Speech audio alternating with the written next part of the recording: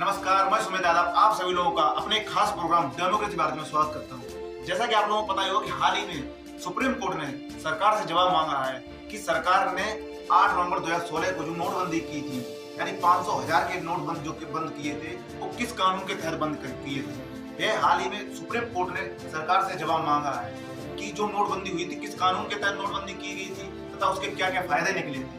मैं आप लोगों को बता दें कि उस समय आप लोगों के जहन में ख्याल चलेगा कि 2016 में ये मुद्दा क्यों नहीं उठा। 2016 में भी ये मुद्दा उठा था, लगभग 40 लोगों ने अपनी याचिका दायर की थी सुप्रीम कोर्ट में। तो उस समय सुप्रीम कोर्ट के चीफ जस्टिस थे, वो टी.एन. ठाकुर हुआ करते थे, यानी उनका साफ साफ मानना था, यानी कि वो सरकार के पक्ष में नहीं मान सकते, सरकारी नीतियों से खुश थे, उनका साफ साफ मानना था। जो टी.एन. ठाकुर थे यानी चीफ जस्टिस, उनका कहना था कि इससे काला धन वापस आएगा, इससे काला धन जो लोगों को आज इकट्ठा लोगों ने एक तरफ इकट्ठा करके रख लिया है, पैसों का ज्यादा यूज नहीं कर रहे हैं, उनसे काला धन निकलेगा। जो ब्लैक मनी इकट्ठी की वो लोग रखे हुए हैं, जिसका टैक्स लोग भर नहीं रहे हैं, वो निकलेगा। दूसरी तरफ जो आतंकवादी गतिविधियां हैं, यानी कि जो पैसे उनके पास जो मनी यानी कि जो बड़े बड़े नोट थे, 500,000 के उस समय बड़े बड़े नोट थे, तो ये लोग एकत्र कर लिया करते थे। तो धीरे धीरे कहीं ना कहीं उस समय सरकार का एक ये भी मेन बात सरकार ने मतलब बंद करने की थी कि उस समय नकली नोट का प्रचलन बहुत अधिक हो गया था। उसमें बहुत अधिक नकली नोट चलने लगे, तो सरकार का कहना था कि जो नकली नोट को बंद करने के लिए और जो ब्लैक मनी लोग इकट्ठी किए हुए हैं, इन्हें बंद करने के लिए, आतंकवादी गतिविधियों को बंद करने के लिए यह हम नोटबंदी कर रहे हैं। वहीं आप लोगों को बता दें कि जो अब 40 लोगों में यानी धीरे धीरे याचिकाएं चलती रही, अब सुप्रीम कोर्ट के सामने यह बिल याचिका सामने आई, जिसमें सुप्रीम कोर्ट ने हाल ही में 12 नवंबर यानी बीते हुए 12 तारीख को फैसला सुनाया है। यानी सुप्रीम कोर्ट ने केंद्र सरकार से जवाब मांगा है कि क्या तुमने नोटबंदी की थी वो सही है, क्या इसमें लोग जो परेशान हुए थे, यानी लोगों को फंडामेंटल राइट अपने यानी आर्टिकल 14 के अनुसार समता का अधिकार है, यानी कि 21 मिनट जीने का अधिकार, तो कहीं ना कहीं लोगों के आर्टिकल यानी कि उनके एक मौलिक अधिकार में कहीं ना कहीं एक क्षति हुई है उन लोगों को।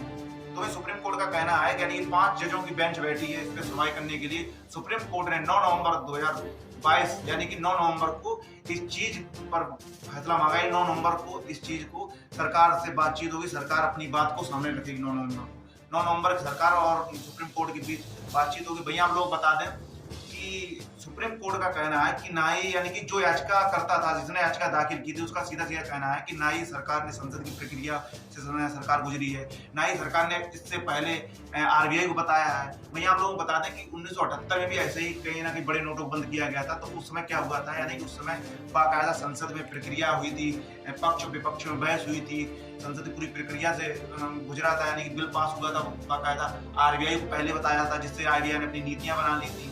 तो सीधा सीधा कहना है याचिकाकर्ता का कि इस समय ना ही संसद की प्रक्रिया से गुजरा गया और आरबीआई को एक दिन पहले बताया गया, जिससे कि आरबीआई ने कुछ ही मिनटों में अपना फैसला सुना दिया सरकार को और हामी भर कि हाँ नोटबंदी आप कर सकते हो, यानी कि सही है।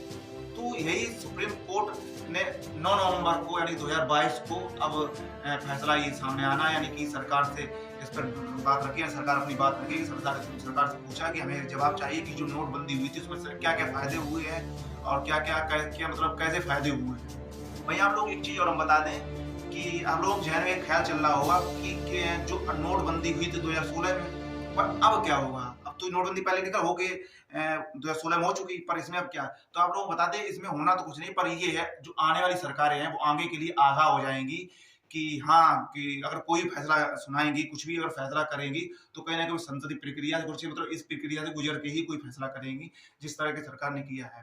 तो वहीं आप लोगों को बता दें इसमें लगभग 93% कुछ मनी वापस आया था, जो व्हाइट मनी वापस आया था, कुछ ही परसेंट जो पैसा था जो ब्लैक मनी में परिवर्तित हो गया। तो भाई वैसे सुप्रीम कोर्ट सरकार से जवाब मांग रही है कि जो नोटबंदी की थी वो किस कानून के तहत की गई थी। तो भाई सरकार का कहना है कि आरबीआई एक्ट 26 सब क्लोज 2 के तहत इस चीज को अंजाम दिया गया, यानी इस नोटबंदी की गई थी। वहीं सुप्रीम कोर्ट का कहना है कि इस एक्ट का प्रयोग यानी कि नोटों के सीक्वेंस में कोई गड़बड़ी आ जाए, जैसे नोट जब छपते हैं तो उनका जो नंबर ऊपर होता है उसके सीक्वेंस में कोई गड़बड़ी आ जाए तो उसे रद्द करने के लिए किया जाता है इस नोटों का प्रयोग। वैसे ही 9 नवंबर 2022 को इसकी सुनवाई होनी, यानी कि सरकार सुप्रीम कोर्ट को बताएगी कि क्या क्या फायदे हुए नोटबंदी के। ऐसी न्यूज अपडेट देखने के लिए हमारे खास प्रोग्राम डेमोक्रेसी भारत के साथ जुड़े रहिए। कैमरामैन ऋषभ दुबे के साथ।